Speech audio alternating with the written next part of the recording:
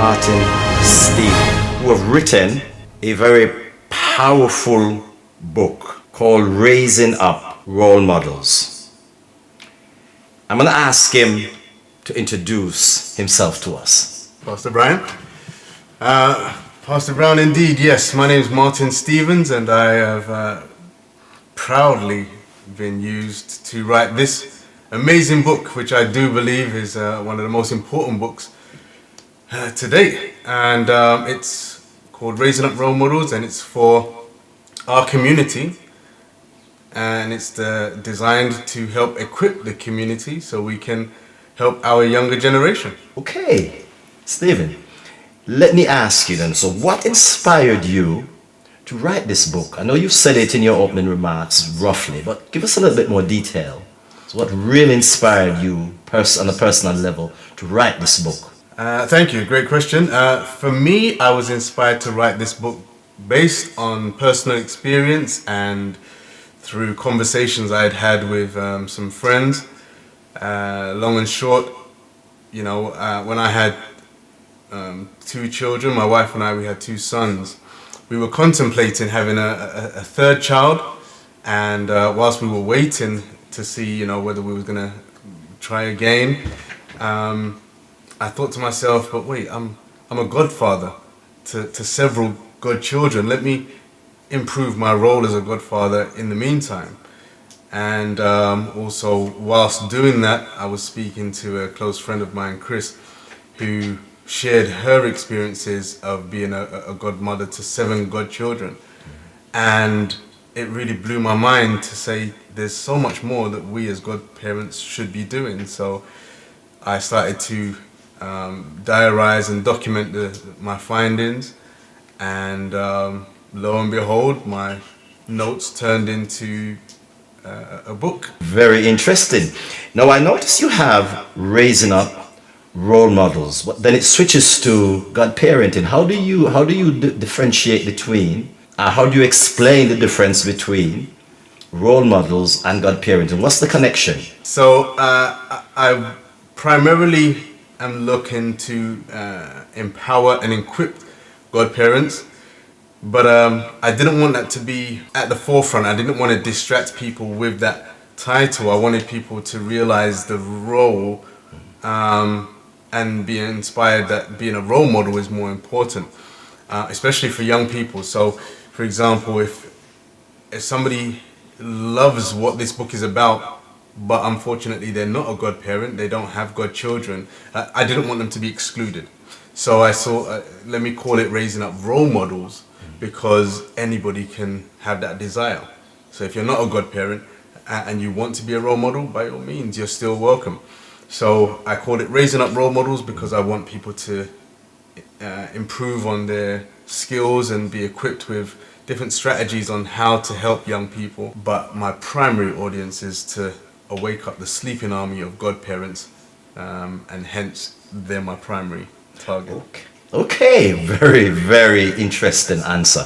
Now let me give you, before we go into the contents of the book itself, let me just give you my immediate impression when I saw it, when I heard the subtitles and saw the book. And I'll be very honest with you, I didn't think raising up role model is an unusual subject. Okay. Because everybody's trying to raise up role models. Even the government is asking us to raise up role models, they're asking to become role models for children, even other people's children.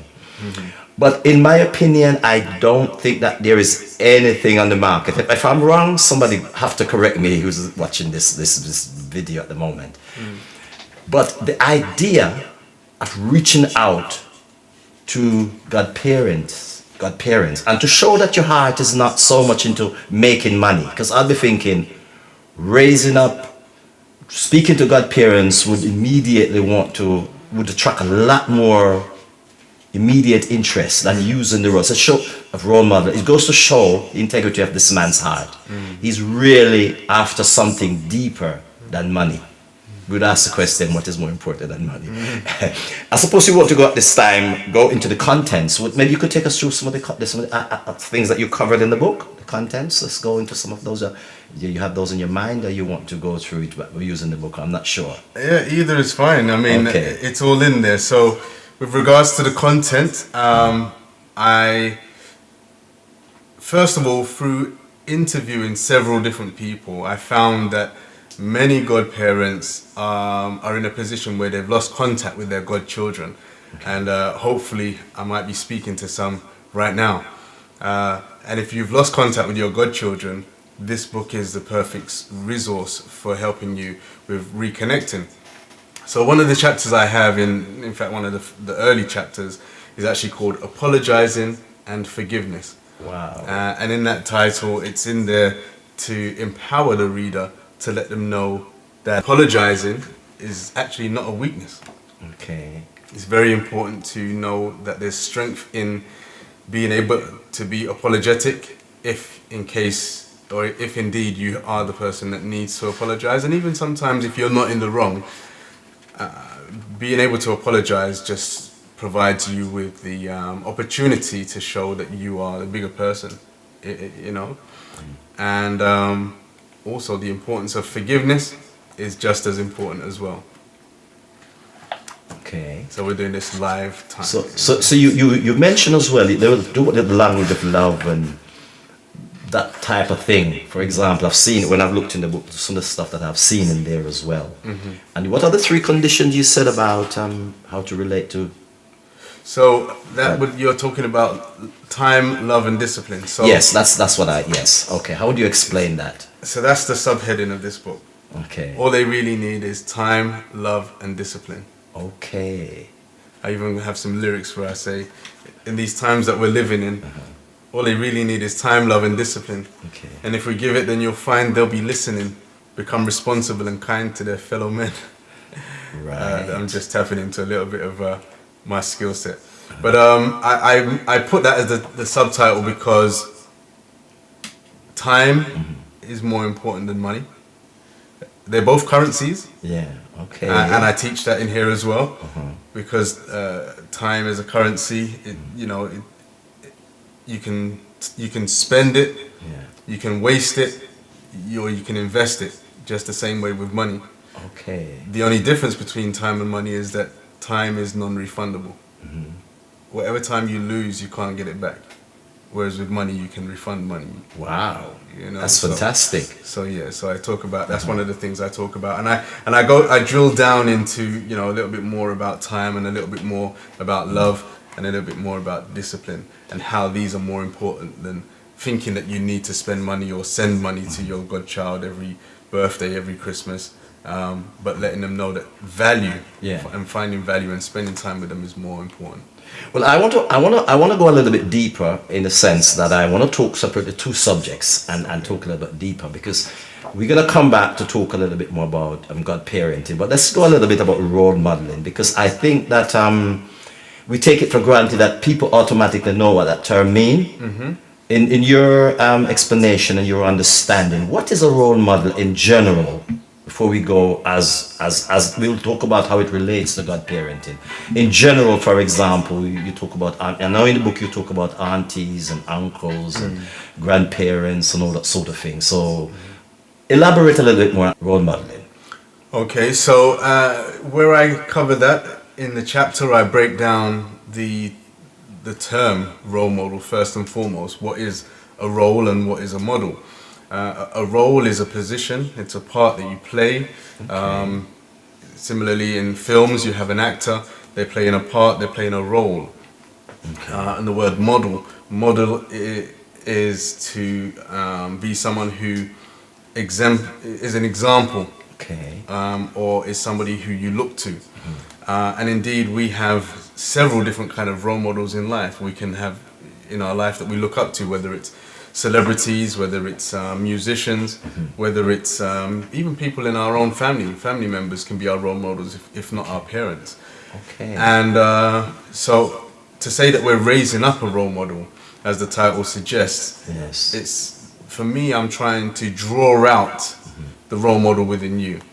Okay, so technically what you're saying here is that you're encouraging people to remember that children in particular look up to us, but not just as parents, but sometimes as aunties and uncles and other persons that come into our lives to protect Our safe. You talk about safeguarding as well as which you probably will mention a bit later on. But these are some of the things you do. So we talk about role modeling. Because we tend to just say be a role model. But most people have never heard it. This book, I mean, I'm telling you, audience, this book is well researched and it has done a fantastic job of explaining these things. And I'm sure at some point you'll see some reviews as well of people that have actually bought the book.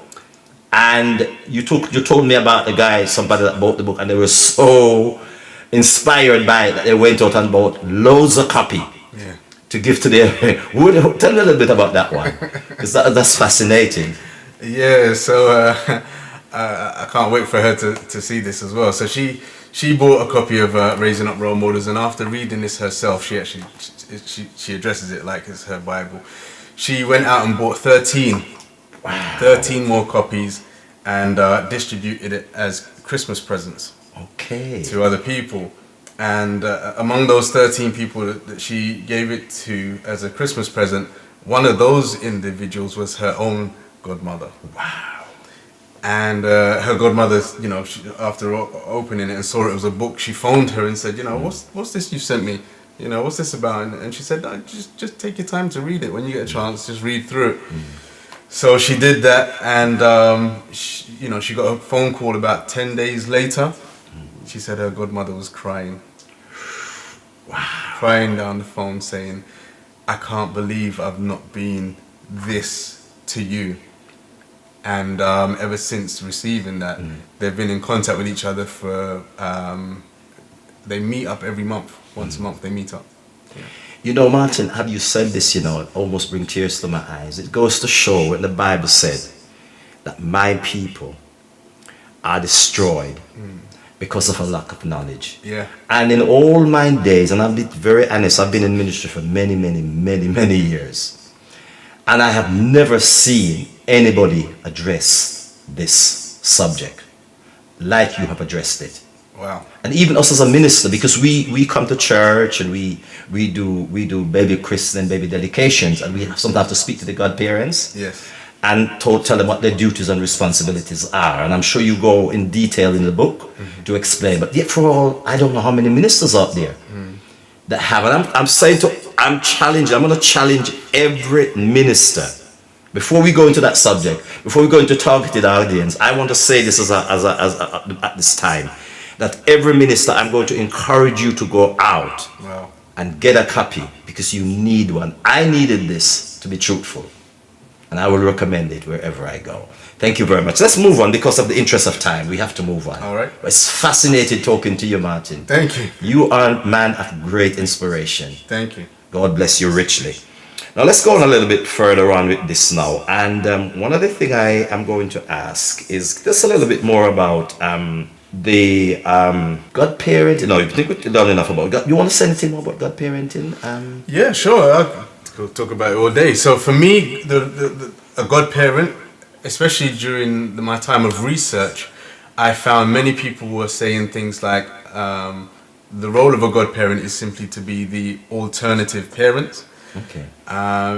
Many individuals, especially in the Caribbean community, they feel that the godparents are to be the second parents if anything happens to the parents themselves, and that the children would then, come under their household or under their roof.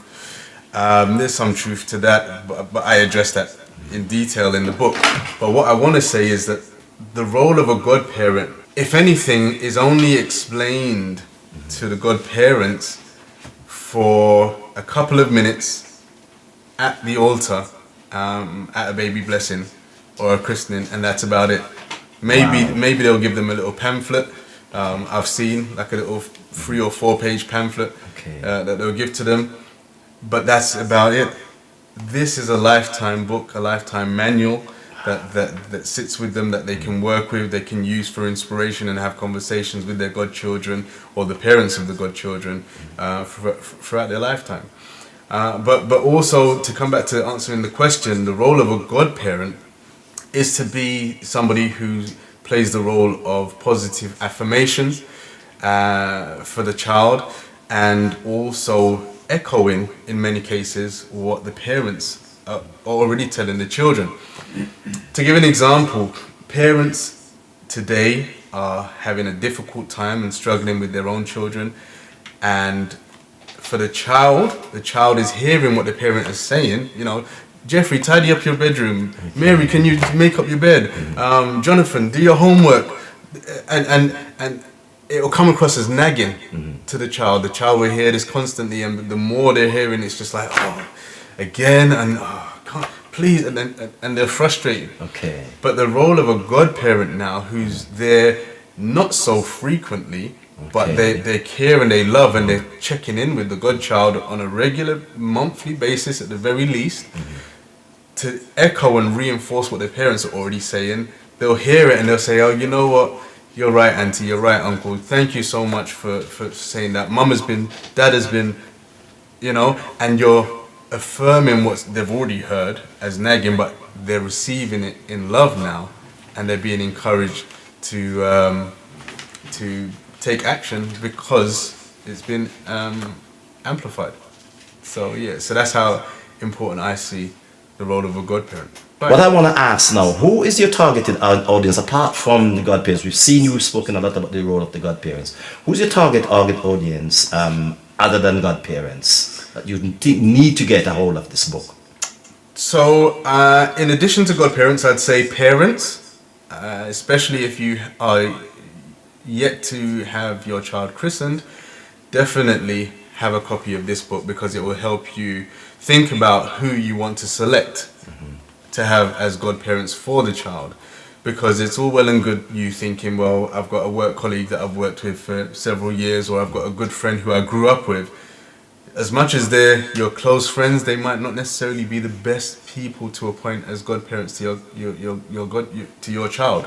So for parents, it'd also be the audience I'd be looking to.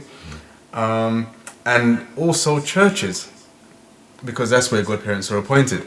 So if you're a church leader, a minister, pastor, especially if you're a bishop or someone who has a position over several churches, definitely would love to be in contact with you all, because having this in large quantities in your assemblies would be of great benefit.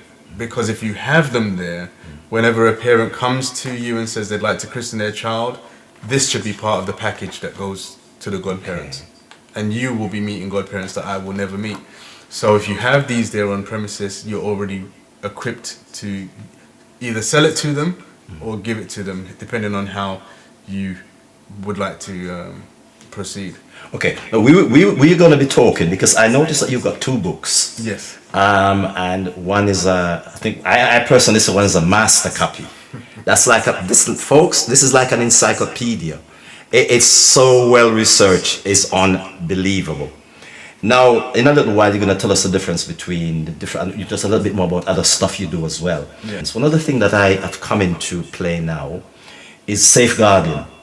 So you can no longer just select people because you like them to be godparents. You have to make sure that they're safe. So do you want to speak a little bit about that? I know it's all mentioned in the book. Do you want to say a little bit more about that, making sure, how do you know that the person you're asking to be a godparent, apart from reading your book, how are you going to know that this person is safe to be engaged as a godparent?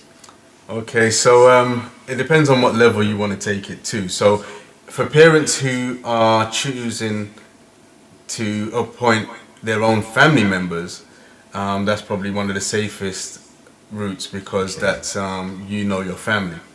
So appointing family members is often the preferred choice of some people. For example, my very first goddaughter is also my very first niece. And so that connection there already, you know, she has my heart. And there's nothing that I would, you know, and we want more individuals to kind of have that mindset. But if you're going to appoint somebody who's not family, I'm not saying that people who are not family can't do wrong. Yes. You know, we do have to be mindful of certain things. But if you're going to choose someone who's not family, but they're a friend or what have you, there's such a thing called a DBS. where you can do it. Use CRB, where you can do a check to find out if this person has any prior convictions or any issues with children. If they're on the register of sex offenders or anything like that, Right. you can check them out before selecting them. So that's one way to safeguard yourself. But the book also talks about how to position yourself in a way where you're using wisdom to make sure that you have appropriate conversations. So, for example, as a godfather to the goddaughter, there's certain conversations that's appropriate and some that are inappropriate, and it's to be mindful of those kind of things, knowing what it's wiser to stay away from discussing. Or maybe if your wife, if that person's wife is also the godmother, then letting her have certain conversations with the goddaughter instead of yourself because of wisdom. Yeah. So, Wow. Fantastic answer. Wow. So not only is this book good for you information, but it's also safe. It offers safety for when you're choosing godparents. And one of the problems we have sometimes, one of the problems that parents said to me about their godparents that they have chosen, because the children do not choose their own godparents. It's the parents that choose them. And most of them, in most cases, some of them can be very lazy. Yeah. From the day they come to the party and you don't see them again. Yeah. If Christmas time or birthday time they will send a present, but they rarely interact with the godchildren. And this is one of the reasons why this book is a must for every potential godparent and parents that are appointing godparents. You need to get a hold of this book. Amen. I'm not advertising, but I that's how impressive I am with the book. Anything else you want to say before we sort of wrap up into some other quick questions and answers? Yeah, several things. I mean, earlier on we was talking about apologizing and forgiveness. I was struggling to find it, but then I went into the contents. So that was on page 31 of this edition. Okay. So you can find that there. Also, you mentioned about godchildren not choosing their godparents, which they can't really do. However, I have a testimony in here of a godchild who did select her godparents. If you want to know more about that, you've got to get your coffee. Yeah, okay. But yeah, it's a powerful resource. Okay, right, let's move on now. We're going to move on. Quick, rapid question and answers, right? Okay, so we know that, by the way, I must say this something about Martin. He's not just an author. He does add a lot of other stuff. Do you want to tell us about some of the stuff that you do before we go on into... I love music. I write and I do spoken word. So look forward to hearing some music from me at some point in the near future. And this is not the only book you've written, actually. No, I've also written another book. I've written a book for grandparents. So whilst this is for godparents, I've written one for grandparents. It's like a book/diary based on the scriptures that talks about leaving an inheritance for your children's children. So it allows families to, and I really think it should be in every household, it allows families to sit down with their parents, their grandparents, and take information, take notes about their life, growing up as a child, their community, things that they loved, and so on and so forth. And then once they've completed it and maybe put some pictures and stuff in there, they can then leave that book for their own grandchildren or great-grandchildren or great-great-grandchildren as a gift, a family heirloom that they can embrace. And that's starting to take off now as well. Absolutely brilliant. Now, let's go a little bit more into the difference between the master copy, I call it the master copy, and the smaller versions. Anything else you want to tell us about the different versions that you are working on or have worked on? Yes, so this one I've heard it referred to as being the ground level. And what I would say is if you have anywhere between 1 to 3 godchildren, you definitely need this edition. This will supply you sufficiently. And this has been blessing many people in the community. Whereas the Ambassadors edition now, this is if you have 4 or more godchildren, or if you're a minister in the very church where you have several of these that you're giving away to godparents. Every church should have their own version of this one here as a master Ambassadors edition. So for example, if we was a christening where there was 8 children being dedicated, and say for example they all had this copy, but one of them was having an issue with their godchildren, and they were like, you know, something not connecting from this book. They could come back to the minister of that church and say, you know, I'm working with this book, Okay. and I've come up to this hurdle. Is there any way you can help me? That minister can draw from their own copy of the Ambassador's Edition, and there's a lot more in there that would then help them and support them with this. Okay. Yeah, so just to give a couple of examples, where I recommend several books that you can either listen to yourself or recommend for your godchildren, I give a review on each of those books in the Ambassador's Edition.